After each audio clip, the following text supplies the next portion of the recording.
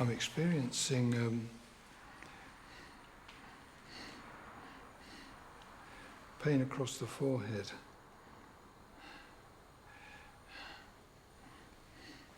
And at the base of the neck. Well, a discomfort at the base of the neck. Has something to do with his death, I think. If I can encourage him to go back into that remembrance, we shall make progress with him.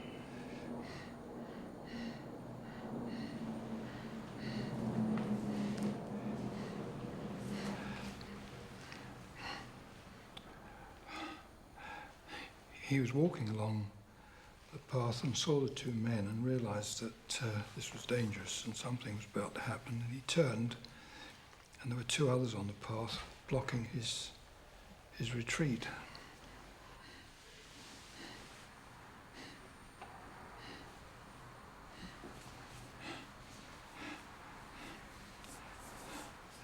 This could have been a murder. This is Eddie Burks, psychic medium, claiming to be in contact with the ghost of a young man.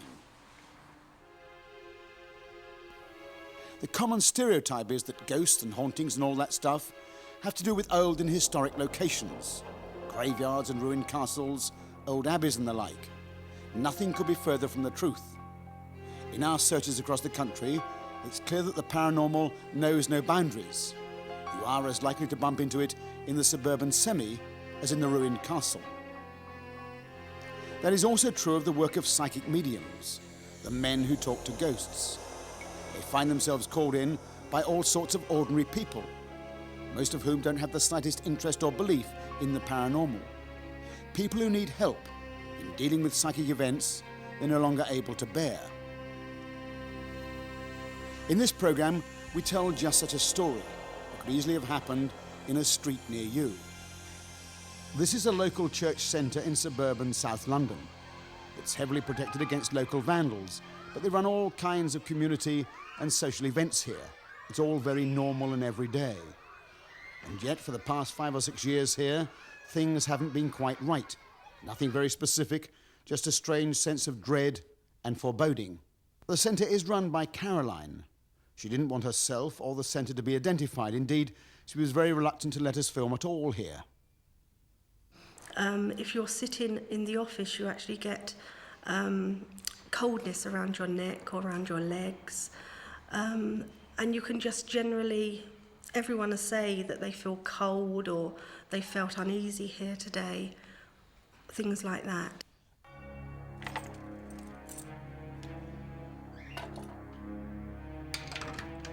The experience I've had on going downstairs when I had to go to the boiler room was immediately as I approached the doors from the upstairs, my stomach actually was turning over, and I was very fearful to actually go down the stairs.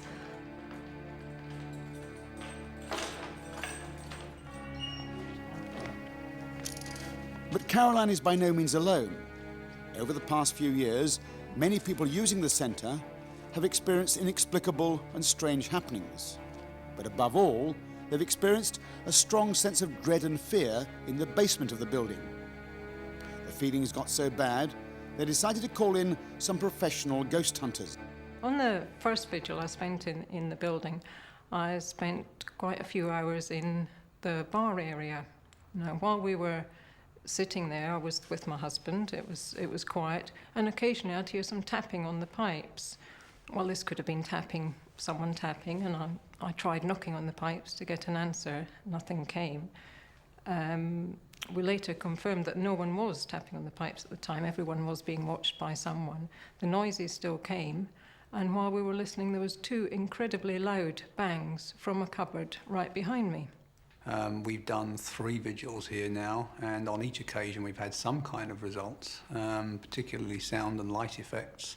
And I've been present at 2 of those where we've witnessed something which we really are quite curious about. We wouldn't put too much of a label on them yet, but certainly investigation hasn't come up with a good answer for them. But despite all this effort, there were no very conclusive or specific results.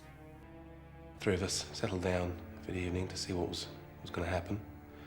And we were hearing the occasional noise, the occasional rustling noise towards the end of the gym here. And the odd light, seeing the odd light effect, but you can never rule that out as being caused by the eye, caused by the retina. So we weren't sure about those.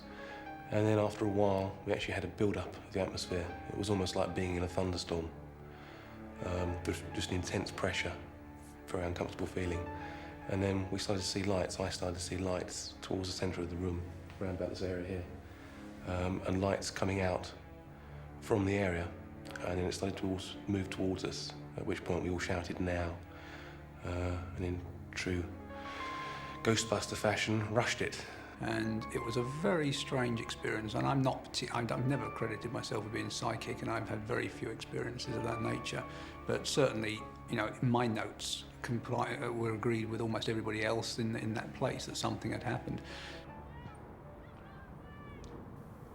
When we heard Caroline's story, we decided to call in one of this country's most celebrated ghost hunters, the psychic medium Eddie Burks, a shy, diffident, softly spoken man who has an international reputation for the quality of his psychic perceptions. We told him nothing about where he was going or what had happened at the centre. When he arrived at the centre, Eddie spent the first half hour or so just walking through all the rooms. During this time, he did indeed get a sense of something dark and mysterious in the basement, but it was not for him the main focus of unrest or unease in the centre.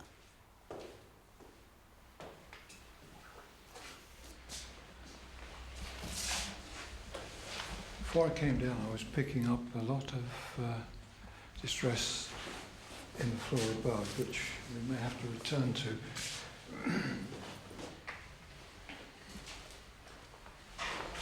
Don't much like the feeling of it down here, but I don't think it's theirs. I don't think it's the same sort of distress I was picking up upstairs.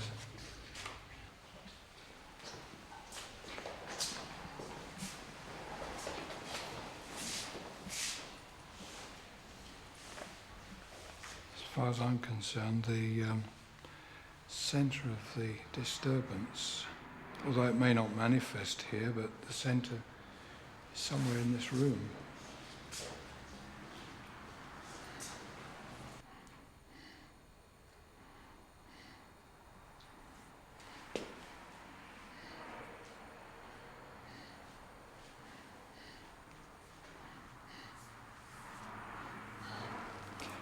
I'm making contact with somebody, a man. He's saying, what do these other people want? What do they want?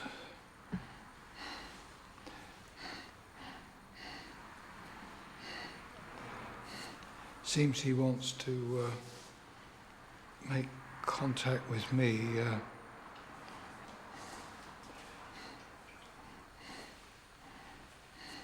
However, that'll be all right. I'll reassure him. I want to find out more about him.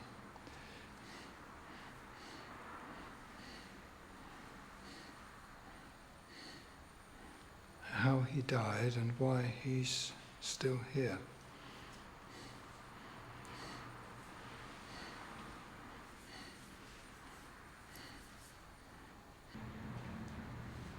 He's wearing dark trousers, flared, bell-bottom type trousers.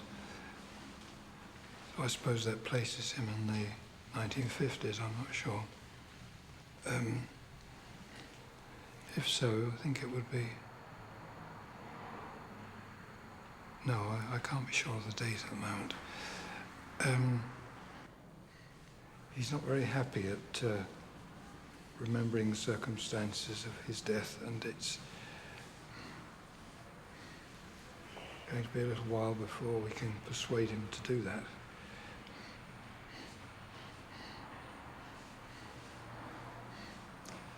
Try and get some feeling of his character. Can't see him yet.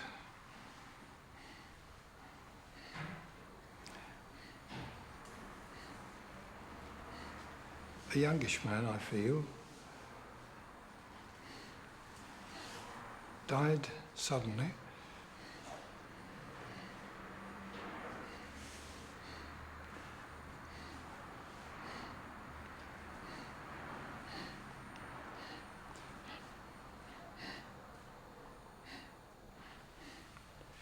severe blow to the back of the head.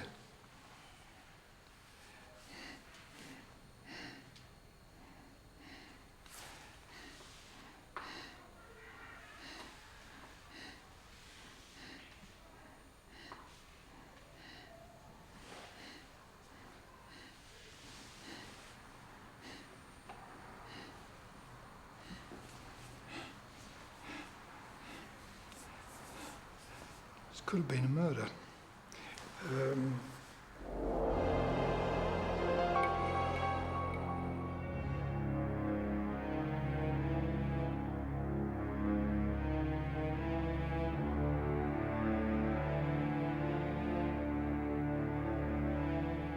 During the past 5 years, as the various investigations have gone on at the community centre, the possibility that disturbing events there were in some way linked to a murder had come up several times. We've tried to look into the history, but unfortunately we can't really find very much out about the centre. We're aware that it might have been used as a mortuary in the war, so I'm not sure whether it's someone that hasn't been able to pass on to where they're going. We have done a Ouija board here, and it came up that it was a young man that died here in 1977. The local community policeman, Paul, was informed about the paranormal investigations, and he was able to search through the records of local events. They had a séance here during one of the ghost watches, and the ghost passed information that he had been murdered nearby in April of 1977. I wasn't too happy with this, but I thought I'd check it out anyway. I went to the local library, and through their archives I found out that a murder had occurred in this area, less than a quarter of a mile from where we stand. Well, it's often thought that a strong emotion will create a recording of a ghost which can then be replayed in some way later. Now, there were murders taking place very near here, and that, of course, if the theory is right, there will be ghosts created at that time. Whether they've moved into the centre is still to be found out, really. But Eddie Burks knew nothing of all this. The remarkable sequence that follows took place over a period of 3 hours in front of our cameras, as Eddie slowly pieced together the anatomy of a murder, the people, the place, the actual experience of the young man, whom he believes was attacked and brutally killed. Agitation's increasing considerably. I think we're awakening his recollections.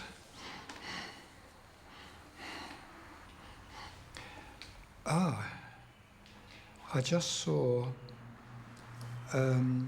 railings, like park railings,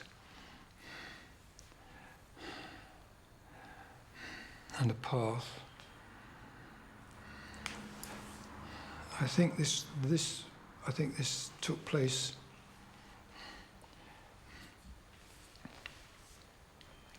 in a park setting, or something like a park setting. I could only see railings running one way and then at right angles, and a path.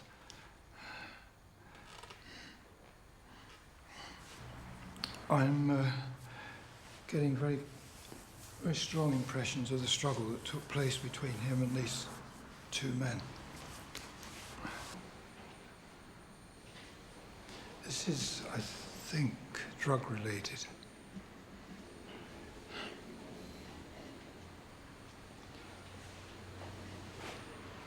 I think they thought he was carrying drugs.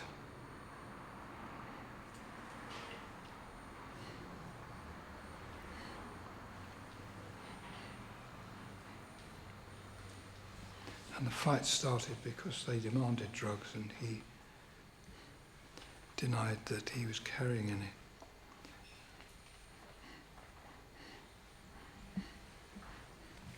Oh, so very nasty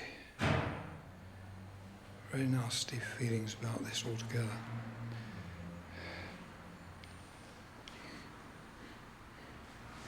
I was getting the words, "You've got it all wrong, you've got it all wrong," and I thought it was referring to what I was doing, but I don't think it. I think this is what he said to his assailants. You've got it all wrong. You've got it all wrong. Because these words keep coming through very forcibly. You've got it all wrong.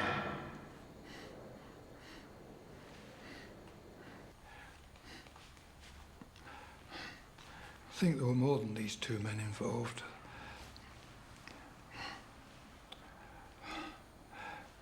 He was walking along the path and saw the two men and realised that this was dangerous and something was about to happen, and he turned and there were two others on the path blocking his retreat.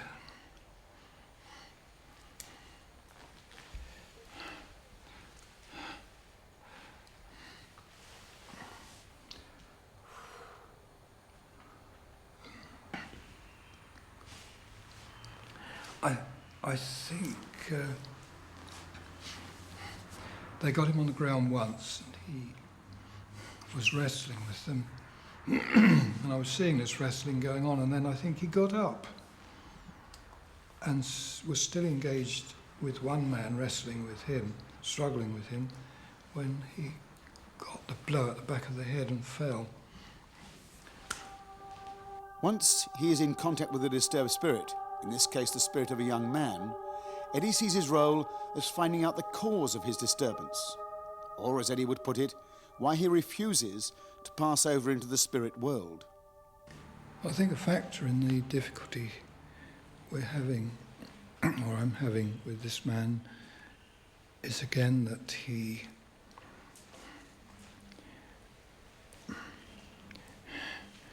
very angry and at what happened. He naturally bears a sense of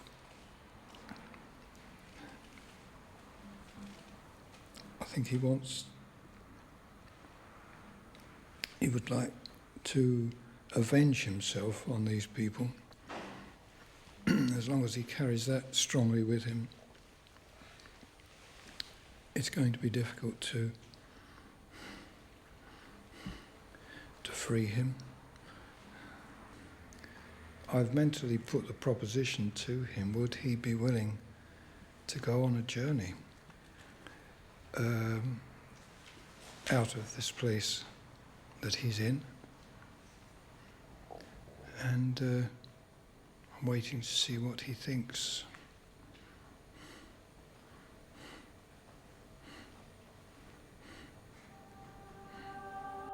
Eddie has now come to what he sees as the most important part of his work, actually reasoning with the spirit to persuade him or it to move on, away from the focus of his anger and desire for revenge.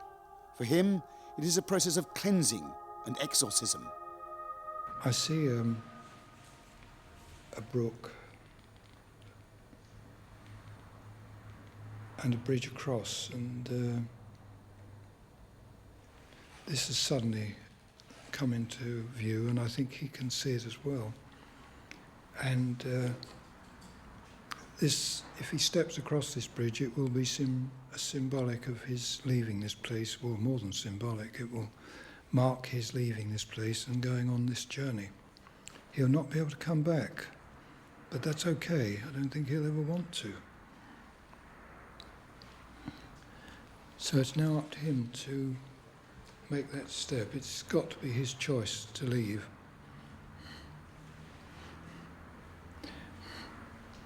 He says now he feels there's nothing to hold him here.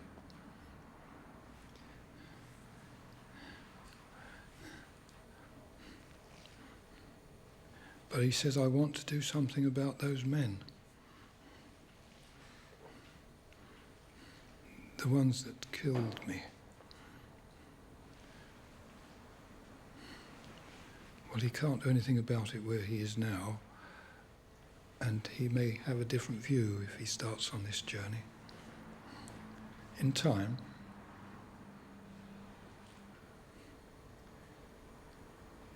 but he says, thanks, mate, to me.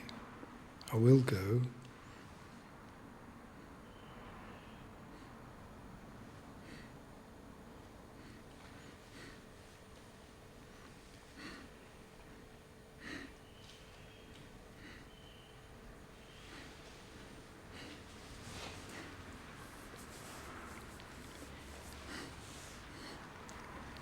He has gone across the bridge. I've got to come out of it now. I've done all I can do, and I think all that was necessary at this stage.